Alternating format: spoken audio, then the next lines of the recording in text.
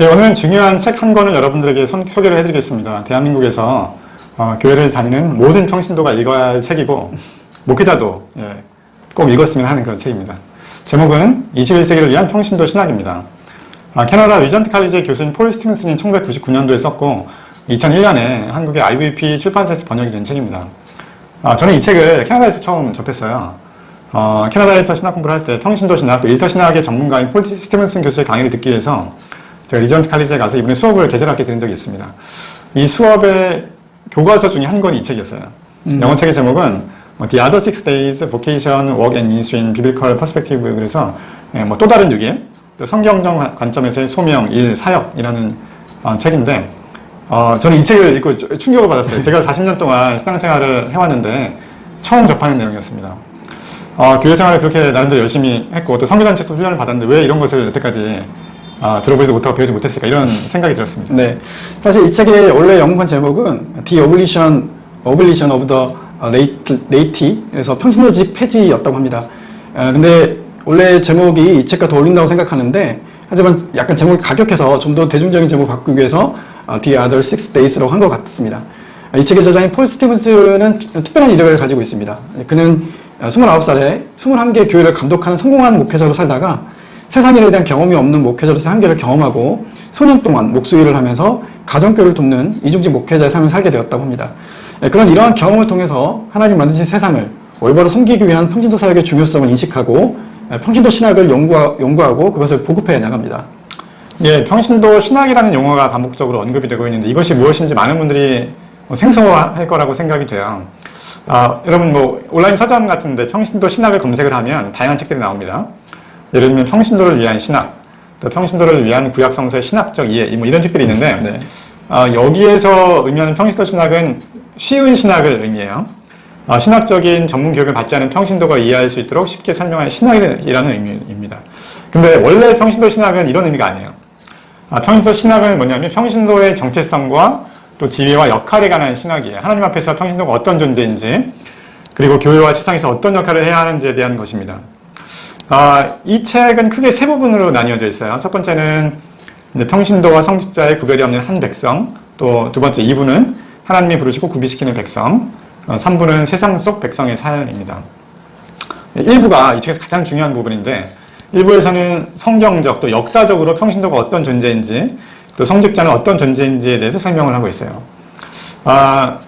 이 책에서는 신약성경의 평신도, 헬라어 언어는 라이코스라는 말인데 이 평신도라는 용어 자체가 없고 또 지금의 성직자, 영어는 클러즈라고 하죠. 성직자라는 용어의 어원이 된 클레로스라는 헬라어가 있는데 이 용어는 신약성경에 있기는 하지만 이 용어가 신약성경에서 교회 내 어떤 특정 그룹을 지칭하는 용어로 사용되지 않고 교인 전체를 지칭할 때 사용됐다고 합니다. 한마디로 신약성경이 기록된 당시의 그 신약시대에는 평신도와 성직자의 구분이 없었고 모두가 평신도이고 모두가 성직자였다는 것입니다. 네.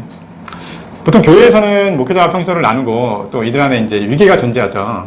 여러분 다니시는 교회도 아마 그럴 거예요.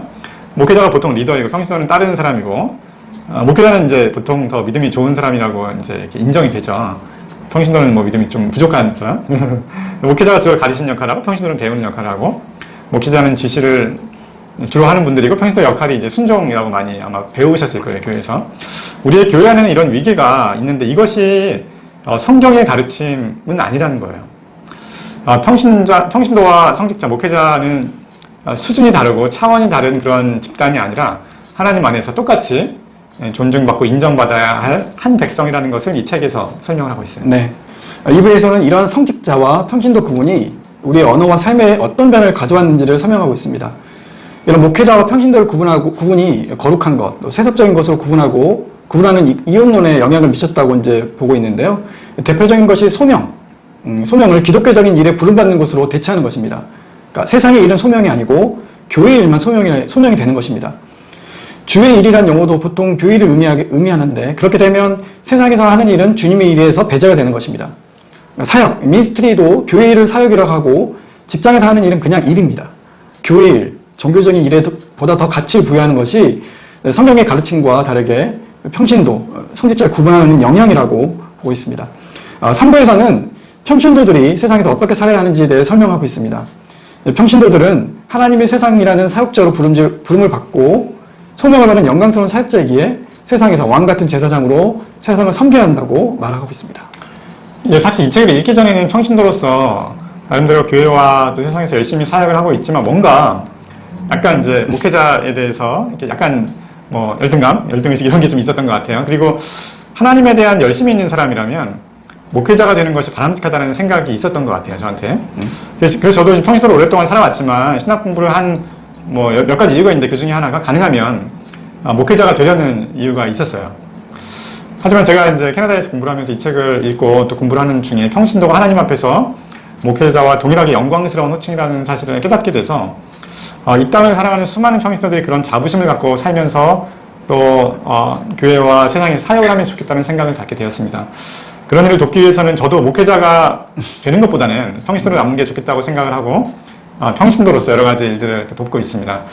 저희 언덕교회에서도 북클럽에서 이제 이 책을 가지고 같이 읽고 토론을 하는 시간이 있었는데 아주 큰 은혜가 됐고 도전이 많이 되었어요. 여러분도 한번 읽어보시고 가능하다면 여러분의 교회에서 교우분들과 이 책으로 나눔을 가져도 좋을 듯 합니다. 네, 오늘 방송 여기까지입니다. 시청해주신 여러분 감사합니다. 감사합니다.